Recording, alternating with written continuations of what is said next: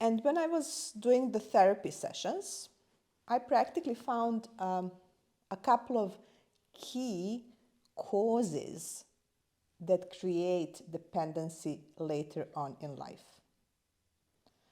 First one is, and the most, probably the deepest one, and the one that I found the most in the cases of dependency, is neglect.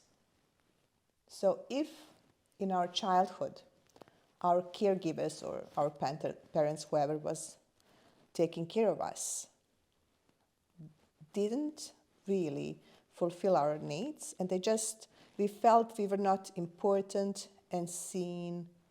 And sometimes even rejection is better than neglect.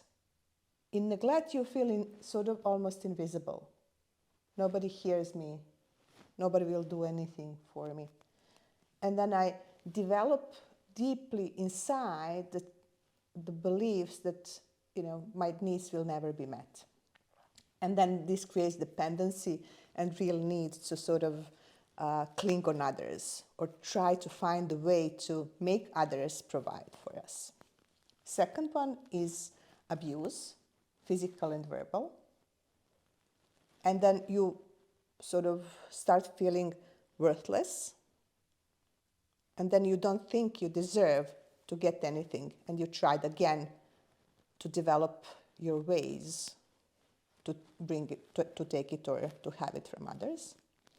It can be genetic inheritance.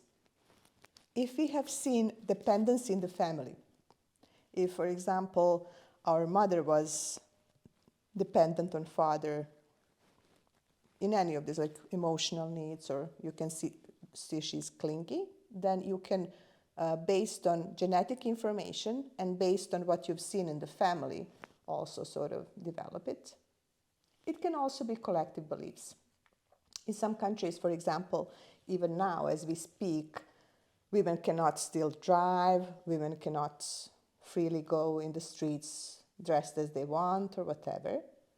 So they depend on men to drive them somewhere, or even they need permission to leave the home or something. So that can develop dependency disorder. It doesn't have to. Some people can live in all these conditions and never develop this strong polarization. You can just, whatever, I don't have to go out. I will go and do whatever I want. So they're not hurt, but some people get hurt.